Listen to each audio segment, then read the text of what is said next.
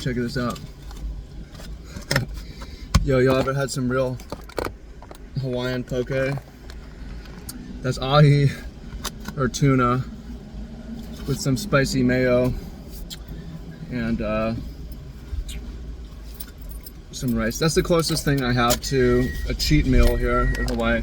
But what I want to talk about today is protecting your reputation as a man, and also game, and the style of interacting with women where you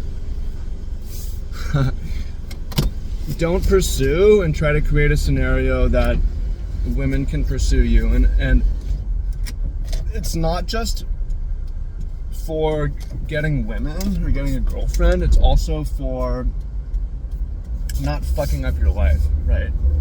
So let me give you some examples here. And by the way, if you don't know me, my name's Travis. I live on Oahu. I'm an entrepreneur. I'm an adventurer. And yeah, I work for people also. So jobs, for instance. So I had a job working at a farm out here. And the demographic of farm volunteers, woofers, worldwide opportunities on organic farms, it's like 70% women, 30% men.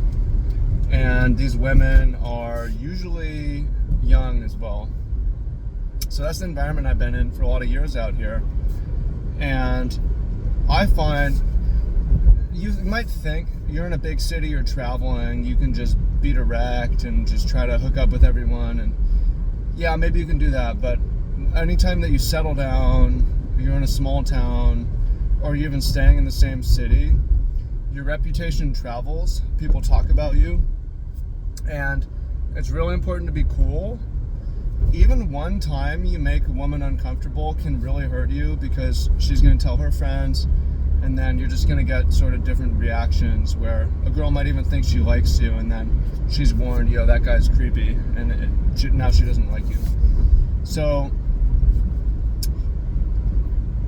what I'm suggesting is, I talked about it a lot in this channel in the past, but a game of cat and mouse where you're the mouse. If she wants you, she can pounce on you. If she doesn't, she won't. She's gonna try for you in some way by dropping the handkerchief, giving you some choosing signal. And you're gonna be in no rush, and you're gonna take some time, and you're gonna be not needy, and you're gonna be not thirsty, and you're gonna develop a reputation. And it's such a smoother way to operate around women. So I'm in this environment where I met a lot of men, I met a lot of women, but I was involved in that farm for like 7 years. I lived there for 4 years. At one point I was living in a house with 7 girls and me. I was like in a sorority house plus me. I had a lot of female interactions, and for the most part, I'm super glad that I did it later in my 20s rather than early in my 20s when I could have made reputational errors. But for the most part, maybe I made some errors in the beginning, but after that, for the most part, really smooth interactions, was able to make people feel good, be popular, genuinely like people, make people feel comfortable, and have some girlfriends here and there. This girl likes me and it's obvious, and then I can do something. This girl likes me and I don't like her. I don't have to do anything, and I don't want to fuck it up, because this is where I do my job, right? This is where I work, right? And I think that's a mindset to have as well, because you might think the world is small, but there's also these groups women go on. Are we dating the same guy? If you have a mutual, people will ask. I mean, I'll even ask before I got hired at the boat job, which I'm going to talk about, the Dolphin Tour job. The owner, like, I messaged a mutual and like, tell me about this person. And I heard good things. So I was like, all right, I'm okay, let's do it. Got a bunch of cops behind me. I know they're not for me, but my safety is expired. I'm just gonna pull over into Longs. I just found out my safety was expired on Wednesday. It's been like 3 days, so I need to get my new safety. So we can talk about I'm the captain of my ship and I shouldn't have expired tags, but that's a different discussion, and you're right. Anyways, so the farm kind of died off. They stopped doing the woofing program, and it made the farm less interesting to me, not just because there's less women around, but there's less mainlanders around. I'm a mainlander. There's less travelers around. There's less going on. They stopped doing the yoga retreats, the tours. The staff shrank from like 15 down to 12 to 3. It's like, okay, the farm's kind of done for me. That's another story we don't need to get into, but for a while I was working online and I started my private hiking adventure business, and I'm like, I really want coworkers again. So I was like, what's the most interesting job, a bucket list job, the most interesting job that's nearby, that's not a commute, and it's working on dolphin tours. So I got the job and I finished my first week and I really like it. I was in the water today for about 2 hours getting paid. I feel healthy. I know I look super healthy. Got a lot of sunshine in the ocean, and I'm working with a lot of young women. I'm also working with a lot of men, but it turns out 2 of my main crewmates are girls that I was working with on the farm. So I'm coming in with a good reputation. I'm a trustworthy guy. I'm a safe guy to be around. But you can see how that could have fucked me up, where I could, if I had been the guy, and I told this story, there's a guy who made all the women uncomfortable on the farm, and he was forced to leave because of it. If that was me and I tried to come here and I'm coming in with that negative reputation, now not only am I going to have a poor interaction with the women, but I'm out of work, right?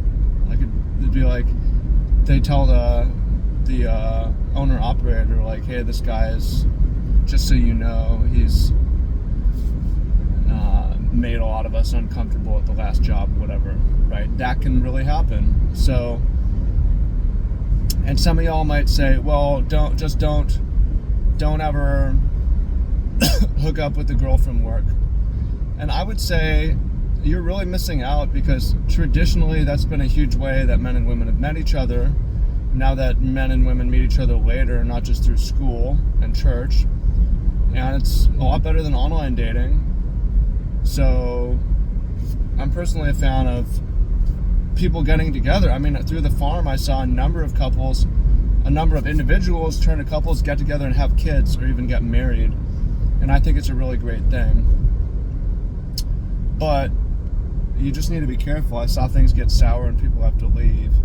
But what I want you guys to get from this is, really value your reputation as a man, as being around women, not just around women though, but being safe, trustworthy, and that reputation will follow you, and it's going to make it easier to have good interactions with women, and also it's going to save you from hamstringing yourself in your work, which happens. So that's where we're at right now.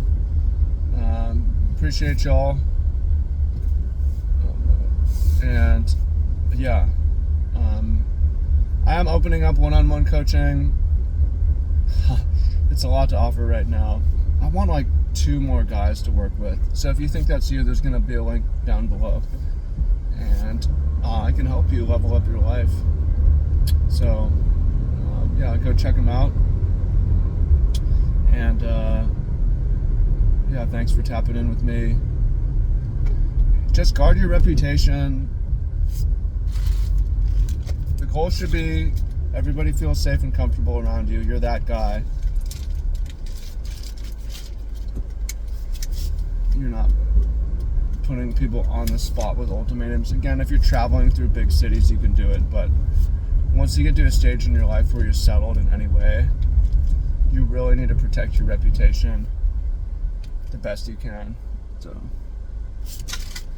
and you'll see. I mean, some of you guys doubt me, but I'm telling you, if you try some of my ideas, I promise you, you're gonna be like, wow, this really works. This guy was right. This guy was right. Don't just judge me on how you think that I look or how you think people perceive me. Or even how you perceive me. Judge me on my ideas, man. I have some good ideas when it comes to how to live life and how to interact with people. So, appreciate y'all, much love, and look forward to talking to y'all soon. Peace.